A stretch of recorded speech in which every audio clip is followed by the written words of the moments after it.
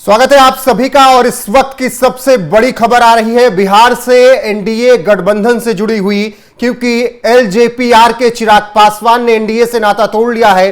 और बिहार चुनाव से पहले यह सबसे बड़ी खबर है। चिराग पासवान ने कहा कि अब मैं बिहार में एनडीए का हिस्सा नहीं हूं। हालांकि इसके बाद चर्चा यह है कि क्या केवल बिहार में गठबंधन टूटा है या राष्ट्रीय स्तर पर गठबंधन टूटा है। अगर गठबंधन टूटा तो मोदी कैबिनेट में भी एक मंत्रालय खाली होने जा रहा है और 5 सांसद भी एनडीए से कम होने जा रहे हैं। ऐसे में चर्चा हर एक मुद्दे पर करेंगे, लेकिन सबसे पहले चिराग पासवान के इस फैसले पर और इस फैसले के बाद क्या होगा चिराग पासवान का फैसला, क्या रणनीति वो अपना सकते हैं, इस पर बात करेंगे। बिहार की राजनीति को बहुत करीब से समझने वाले वरिष्ठ पत्रकार पंकज प्रसून मेरे साथ हैं। बहुत बहुत स्वागत है आपका। जैसे ही खबर आई चिराग पासवान को लेकर कि उन्होंने एनडीए से नाता तोड़ लिया, आपका पहला रिएक्शन क्या था, मैं ये जानना चाहता हूं। उसके बाद फिर राजनीतिक लिहाज से बात करते हैं।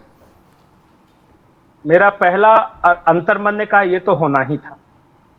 जो पिछले कुछ वक्त से जो चिराग पासवान का स्टैंड था, लगातार नीतीश सरकार को क्रिटिसाइज कर रहे थे, लॉ एंड ऑर्डर के मुद्दे पर क्रिटिसाइज कर रहे थे।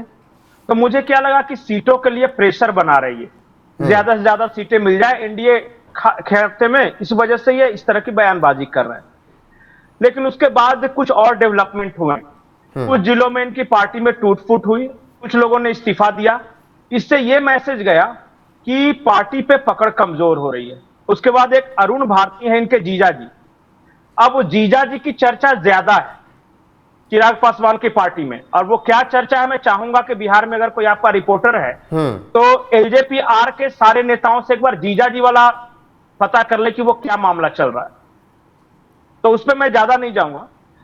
उसके बाद आज एक बड़ी घटना हुई है। एक वीणा देवी हैं, लोजपा चिराग पासवान गुट की वो सांसद हैं। उनपे तेजस्वी यादव ने एक आरोप लगाया है कि उनके पास 2-2 एपिक नंबर है। और उसके बाद चुनाव आयोग द्वारा उन्हें नोटिस भेजा गया है वीणा देवी को। ये समझिए कि चिराग पासवान को ऐसा लगता है कि केंद्र सरकार के इशारे पर उनके सांसद को नोटिस भेजा गया। लंबे अरसे से चिराग पासवान अपने ग्रुप के लोगों के बीच ये बात कहते रहे कि देखो एक मंत्रालय मिला है, उसका कोई मतलब नहीं, फूड प्रोसेसिंग मिनिस्ट्री मिली है, वहां कोई कमाई नहीं है, कुछ कर नहीं सकते, और यहां भी हमें सीट नहीं दे रहे हैं, बिहार में भी नहीं दे रहे हैं, तो मतलब कि रहने का कोई मतलब नहीं है। अपने लोगों के पीछे बातचीत कर रहे थे। अरुण भारती ने ट्वीट भी किया था कि भाई हम एनडीए से ऐसा नहीं है, कोई लक्ष्य नहीं है, हम सभी सीटों पर तैयारी कर रहे हैं।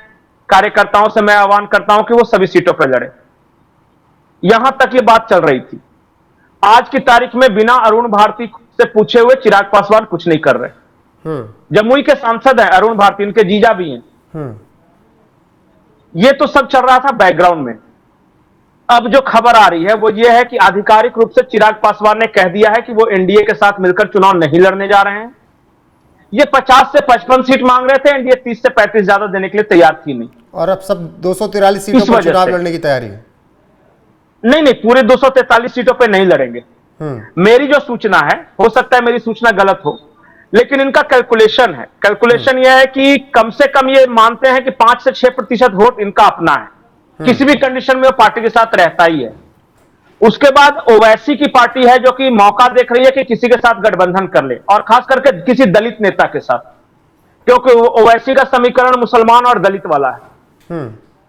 और अगर यह हो गया तो प्रशांत किशोर की पार्टी के साथ, प्रशांत किशोर, ओवैसी और चिराग पासवान, ये तीनों मिलकर हाथ मिलाएंगे। लेकिन और इससे होगा क्या? हाँ जी बताइए। 14% मैं ये कह रहा हूं कि 14% जो दलित वोट है उसी के सहारे चिराग पासवान ने फैसला लिया। नहीं, इनका अपना और भी है। दलित वोट तो है ही, खास करके दुसाध जाति जो पासवान जाति हम कहते हैं, वो तो इंटैक्ट इनके साथ ही हैं।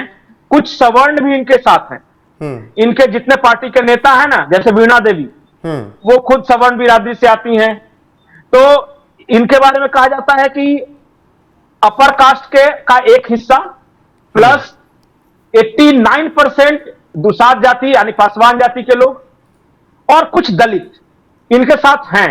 तो कुल मिलाकर इनका जो वोट बैंक अपना जो होता है वो 5-7% कहीं नहीं गया, उतना तो रहेगा ही रहेगा। प्रशांत किशोर को फायदा यह है कि 5-7% वोट अचानक उनके साथ आ रहा है।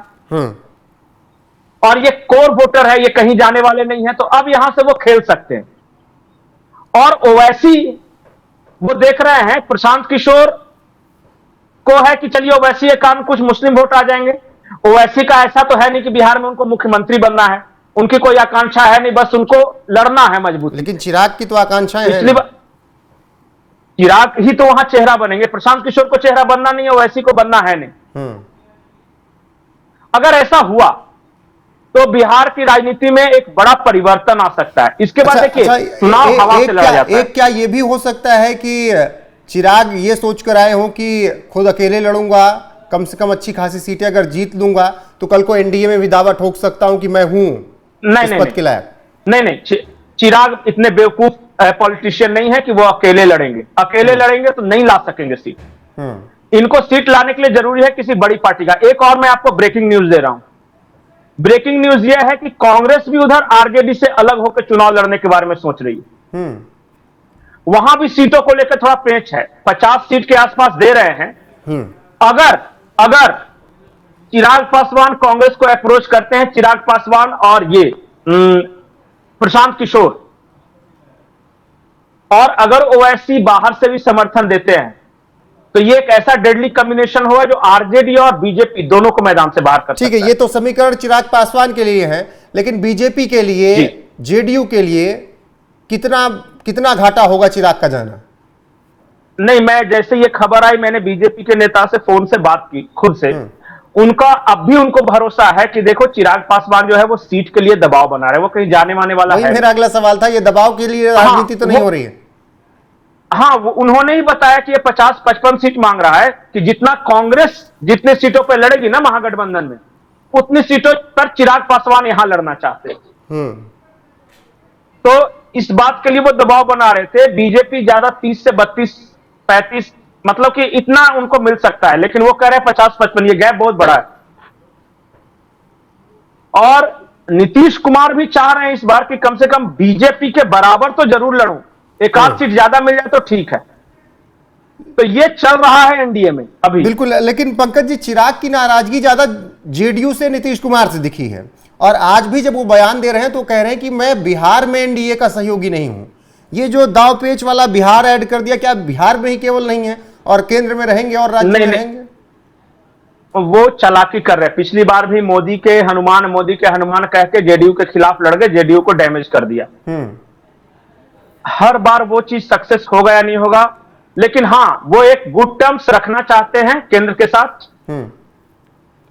और क्योंकि ताकि वापसी का रास्ता एक बना रहे, कल को जाके कुछ इफ बट हुआ, मान लिया कि प्रशांत किशोर और बहुत ओवैसी ज्यादा के साथ इफेक्ट मोदी सरकार के तीसरे कार्यकाल पर नहीं बनेगा, इसलिए शायद सरकार भी या मोदी शाह भी इतनी नाराजगी न जताएं।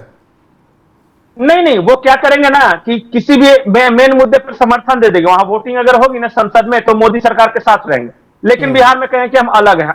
समर्थन तो दे सकते हैं ना, नवीन बाबू समर्थन दे सकते हैं, तो चिराग पासवान भी दे सकते हैं, तो वही स्टैंड रहेगा। टकराव नहीं मोल लेंगे ताकि भविष्य में वापसी का रास्ता रहे। अगर मान लिया एक उदाहरण कि चलिए चिराग पासवान अलग हो गए एनडीए से, लेकिन प्रशांत किशोर या ओवैसी ने इन्हें भाव नहीं दिया, तब क्या होगा? तो पिछली बार की तरह ये अकेले लड़ेंगे और अंत में वापस एनडीए में आना चाहेंगे। देखिए अंत में तो चिराग पासवान को मुख्यमंत्री बनना है। बिल्कुल, इनको बनना है मुख्यमंत्री, और इनको पता है किसी बड़ी पार्टी के सहारे के बिना ये मुख्यमंत्री बन नहीं सकते। तो इनकी पूरी कोशिश है कि इनको चेहरे के रूप में प्रोजेक्ट करें। जैसे नीतीश को अगर बीजेपी चेहरे के रूप में प्रोजेक्ट कर सकती है, तो ये कह रहे हैं कि चिराग पासवान को क्यों नहीं। तो यहां पे ये सारा मामला फंस रहा है। कैबिनेट जा रही है फिर, मतलब इस्तीफा हो रहा है?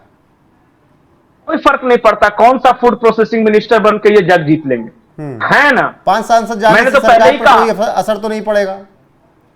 अरे जा नहीं रहे भाई साहब, जब भी वोटिंग की नौबत आएगी तो ये एनडीए की तरफ ही वोट कर देंगे इनके 5 सांसद। लेकिन विपक्ष को तो मौका मिलेगा ना, जो कह रहे हैं कि 220 में बहुत जल्दी आने वाले हैं ये लोग 225 पर।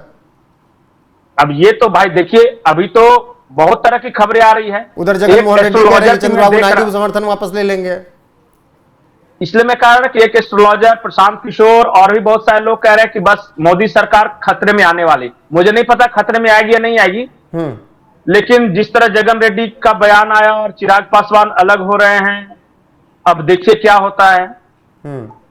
अब बिहार में फिर बीजेपी मैं क्या कुछ नहीं कहूंगा। क्या रणनीति होगी? क्योंकि इस वोट बैंक को बीजेपी के संभालना पास होगा ना, अगर- जो डैमेज करेंगे अगर चिराग पासवान। पिछली बार भी चिराग पासवान अलग लड़े थे, पिछली बार भी डरे, तो क्या एनडीए की लेकिन अभी सरकार नहीं प्रशांत बनी? किशोर भी है ना पंकज जी। तो प्रशांत किशोर को कौन सा वोट मिल रहा है? जो एनडीए को नहीं मिलना था वही वोट मिल रहा है ना। पिछली बार जो वोट चिराग पासवान की तरफ गया था, एनडीए वाला वोट, उसी वोट में से प्रशांत किशोर को ही मिलेगा, चिराग पासवान को ही मिलेगा, पुष्पम प्रिया को भी कुछ मिल जाएगा। तो बहुत सारे लोग हैं अब, है ना। ये देख रहे हैं कि अब लड़ने दीजिए सबको, पहला मोर्चा, दूसरा मोर्चा, तीसरा मोर्चा, चौथा मोर्चा। बीजेपी कैडर बेस्ड पार्टी है। देखिए, बीजेपी के पास हमेशा से कोई चेहरा नहीं रहा, ऐसा नहीं कि आज कोई चेहरा नहीं बनाना नहीं लेकिन चाहा इसके बावजूद नहीं, बीजेपी जब अलग से भी लड़ी, मान लिया कि नीतीश कुमार अलग हो गए थे, नीतीश और लालू एक साथ लड़ रहे थे, तब भी बीजेपी को 70 से ऊपर सीट आई थी कि नहीं आई थी? सवाल तो पंकज जी यही होता है केंद्रीय नेतृत्व से कि आप बिहार में इतने सालों में एक चेहरा नहीं तय कर पाए। रही अगर पिछले कुछ वक्त में देखें तो सुशील कुमार मोदी, उसके अलावा आप कोई चेहरा ही नहीं बना पाए। आज भी यही बात हो रही कि अगर एनडीए की सरकार अब की आई तो केंद्र से ही आप फिर भेजने वाले हैं वहां के लिए मुख्यमंत्री। अच्छा, एक बात बताइए, बीजेपी ने किस राज्य में चेहरा बनाया? 2014 से पहले यूपी में कौन चेहरा था? या असम के चुनाव से पहले क्या हेमंत बिश्व शर्मा चेहरा थे? नहीं। लेकिन ये भी देखिए ना, 4-10 राज्यों में, 15 राज्यों में 2-4 चेहरे ही हैं जो लोकप्रिय हो पाए। भजन लाल शर्मा क्या कर रहे हैं, रेखा गुप्ता क्या कर रही है, सबको पता है। नहीं, ठीक है ना, लेकिन कोई भी चुनाव ऐसा बताइए जो चेहरे के साथ लड़ा हो। कोई भी चुनाव, मतलब चेहरा मोदी ही एक रहेगा। विधानसभा का आप नाम, अरे ये बीजेपी ऐसे ही लड़ती है चुनाव भाई। योगी जी को बनाया गया, चलो मनोज सिन्हा का नाम आ रहा था, उनको नहीं हो गया, योगी जी को बनाया गया, पॉपुलर हो गए। मोहन यादव को बनाया गया, हेमंत विश्व शर्मा को चुनाव के बाद बनाया गया चेहरा, मोहन मांझी चुनाव के बाद चेहरे रहे। कौन सा ऐसा राज्य है जहां चुनाव के पहले ये चेहरा लेके उतरे हैं? तो बिहार में नहीं उतरेंगे तो कौन सा आप पर टूट पड़ेगा? बंगाल में भी चेहरा नहीं, बिहार में भी चेहरा नहीं, दिल्ली में चेहरा था क्या? लेकिन है कि नहीं? कुल मिलाकर तो ये तो बेकार की बात है कि कोई चेहरा नहीं है, चेहरा नहीं है, चेहरा नहीं बनाना ही। कुल मिलाकर पंकज जी, अगर इस पूरी चर्चा पर या पूरे चिराग के फैसले पर नजर दौड़ाएं तो सबसे पहले दबाव की एक राजनीति हो सकती है, दूसरी ये हो सकती है कि वो चुनाव के बाद फिर आ जाए अगर अच्छा प्रदर्शन हो जाए, और केवल अभी वो बिहार में बाहर रहने की बात कर रहे हैं। राष्ट्रीय स्तर पर उनके मन से, जुबान से बात नहीं निकली। उन्होंने कहा कि बिहार कोड किया, मैं बिहार में एनडीए का हिस्सा नहीं हूं। अब ठीक है ना, उनको ज्यादा सीट चाहिए, लड़ने दीजिए। अगर ऐसा है कि वो एनडीए कह रहे हैं कि दिल्ली में एनडीए के साथ है, बिहार में नहीं है, तब फिर तो ये प्रशांत किशोर ओवैसी के साथ नहीं जा रहे।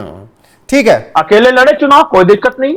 ठीक है, बाकी जो अपडेट आएगी आप तक जरूर पहुंचाएंगे। इस वक्त की सबसे बड़ी खबर यही है कि एनडीए में टूट है, और एनडीए में टूट हुई है। 5 सांसद एनडीए के अब कम नजर आएंगे अगर ये राष्ट्रीय स्तर पर गठबंधन टूटता है तो, क्योंकि चिराग पासवान ने कह दिया है कि बिहार में मैं एनडीए का हिस्सा नहीं हूं। 243 सीटों पर चुनाव लड़ने की तैयारी है। बाकी दबाव की राजनीति है या कुछ और प्लानिंग है, जो अपडेट आएगी आप तक जरूर पहुंचाएंगे। अभी के लिए बस इतना ही। बने रहिए हमारे साथ, लगातार देश और दुनिया की हर एक अपडेट आपको यहां पर मिलती रहेगी। नमस्कार।